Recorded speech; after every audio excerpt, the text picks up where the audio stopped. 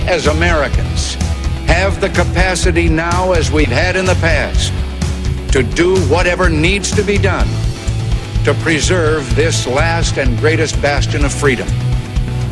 In this present crisis, government is not the solution to our problem. Government is the problem. Hi, it is I, Scott Lee, with Freedom and Prosperity Radio. Thank you again for joining us, and thank you to the affiliates, the great affiliates across the Commonwealth of Virginia that carry our program. Thank you for doing such a thing as we begin here to focus on free markets and free people. In fact, Tertium Quids is our sponsor. They are the premier advocates of those two things, free markets and free people. You can find out about them, Tertium Quids, and our radio program on the website at freedomandprosperityradio.com. The nice thing about that, too, is there's a little link to me, Scott Lee. You can click on me, drop me an email. I would love to hear from you. And there's also a comment line for those who, well, have the need to comment. I'd love to hear from you there. Okay, how are you feeling about all these bailouts? The bailouts, the bank takeovers, the car companies, the student loans, and the mandate, the healthcare mandate. It seems to me, and maybe I'm wrong, that the government, and I mean not local, not state, not county, but a government so far removed in D.C. that mandates things on us. Do you ever get the sense that nobody's looking out for the states? No one's really looking out for our rights, as the 10th Amendment says, or there's no more enumerated powers in the Constitution, that a federal government can do whatever they want, and nobody is supporting the states? Well, that's essentially what happened when we ratified the 17th Amendment. And it took the U.S. senators away from the General Assembly putting them there and to just elected like the congressman. So nobody's looking out for the states. And what do we have? Well, we have a runaway federal government that takes money from us by taxation and then pretty much bribes the states to do whatever they want by giving it back to them. Is this the system the founders had in mind? Is this really the right way to go? And more importantly, here's my deal. Is there anything we can do about it? Randy Barnett is a professor at the Georgetown University Law Center, and author of Restoring the Lost Constitution, The Presumption of Liberty. Hey, Randy. Nice to be here, Scott. Well, no, thank you. You have a great idea. I saw it in the Wall Street Journal a week or so ago.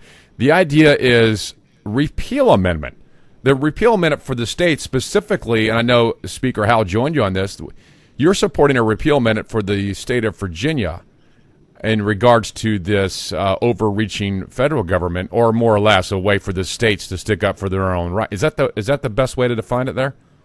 Yeah, well, first of all, it's a proposed constitutional amendment, an amendment to the United States Constitution, and if it were enacted and ratified, it would give two-thirds of the states the power to repeal any federal law or regulation, or put another way, the states can repeal any law or federal law or regulation if two-thirds of the state legislatures agree to do that.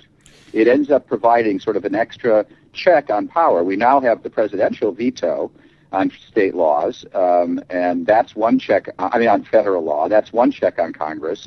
But if the president and the Congress get together and decide to do something that, for whatever reason, ends up either adversely affecting the states, or the people are so upset that they turn to their state legislators to try to get some redress, if two-thirds of the state legislatures get together, they can actually provide redress under this proposal. Okay, so before I go through all the reasons why we need that and talk to you about that, let me ask you about how that would actually work. Would the General Assembly here in Virginia have to pass a so-called repeal amendment law? No, well, they would have to make a resolution by which they request, or they say that they resolve that Congress should call a convention for purposes of proposing an amendment. Article 5 gives the state legislatures the power to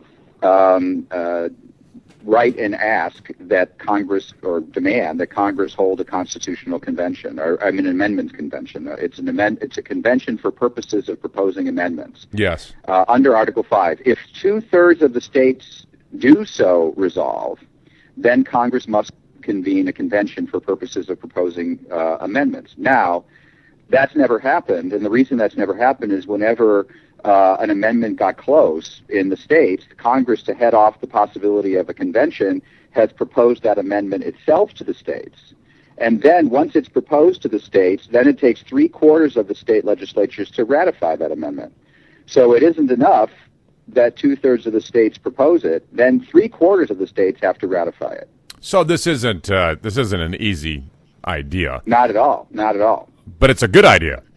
Yeah, and well, look, there's a lot of folks out there who are very interested in the Constitution and what's gone wrong with the Constitution, what happened to our Constitution, and most of that has happened by means of misconstruction by the courts that gave Congress, virtually unlimited power to do whatever it wants, or so it thinks anyway. Yes, right. But some of this has been done by amendment. So I think the two most important amendments that have really bolstered federal power, and they're really in the Constitution. One is the income tax amendment. It gave Congress the power to raise enormous amounts of money that they could then spend in a variety of ways that are separate from their enumerated powers. And, for example, they can start bribing states, which they've done. And the other thing was the 17th Amendment. Prior to the 17th Amendment, the state legislatures selected the senator. So each state senator of the U.S. was selected by their own state legislatures and therefore somewhat accountable to the state legislatures. Sure. Well, we now have direct election of senators, and that may be a very good thing in general, but it did eliminate one of the constraints on federal power that the states formerly had. And this amendment, instead of doing that, this amendment just targets individual laws that states might have an objection to, and allows them to go after those laws. Well, and, a lot of the 17th Amendment folks who talk about it would like to repeal it, but in reality, that would be extremely hard, as is the repeal amendment. But the repeal amendment is actually in response to the 17th Amendment and trying to get us back to the states having some sort of advocate. In fact, they have to be their own advocate in this case, which is fine. Right. Now, I think there's two kind of laws that would be likely to be vulnerable if the states were to have this power. One are really massively unpopular laws that were passed over the will of the people. That happens very, very rarely. In fact, I can only think of one law in my lifetime which was passed like that, and that was the Health Insurance Reform Act. Sure. I mean, all the other pieces of social legislation were passed with bipartisan majorities and were quite popular when they were enacted. Even though there was opposition, they were still quite popular. This one was enacted over opposition, and so that would be an unusual case. And the other laws I think that would be vulnerable would be sort of laws that are tucked into big omnibus bills that have ancillary effects on states but were not separately voted on, but they got rolled into a bunch of big bills, which is generally how Congress works these days. But then it turns out they really adversely affect state legislatures, state governments.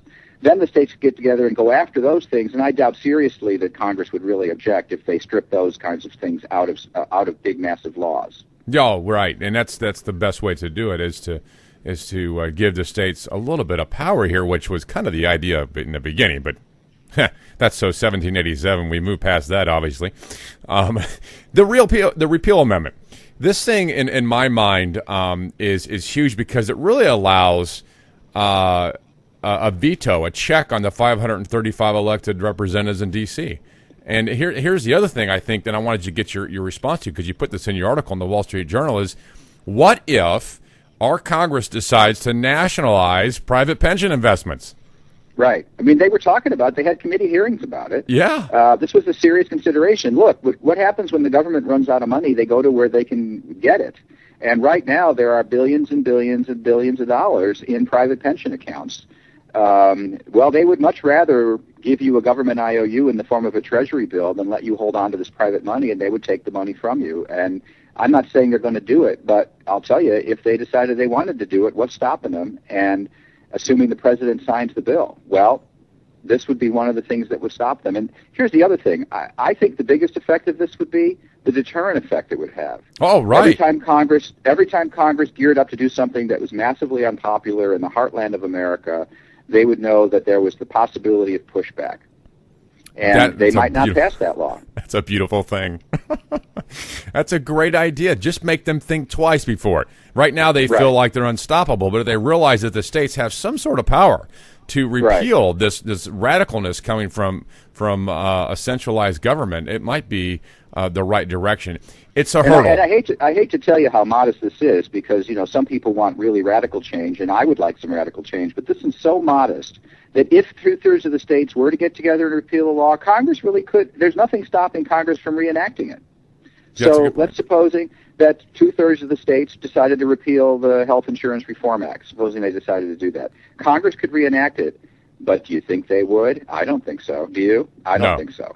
Well, but I tell you, what harm could it be if it's such a great idea and it's so overwhelmingly popular and 2/3 of the states are out of the mainstream? Somehow that happens. I don't know how that's going to happen. Well, let Congress reimpose it if they want to. I just don't think they ever would if it came to that. What's the so what needs to happen? What's the next step? Well, Virginia says, okay, great, here we go, and first of all, this is going to require the support of some Democrats in the Virginia State Senate. The Republicans do not control the Virginia State Senate, and so some Democrats are going to have to support this. And I think one of the things that I would say to a state representative, any state representative, no matter what their party is, I would say, look, if you vote for this proposal, you're just going to get a little bit more power than you had before. How's that?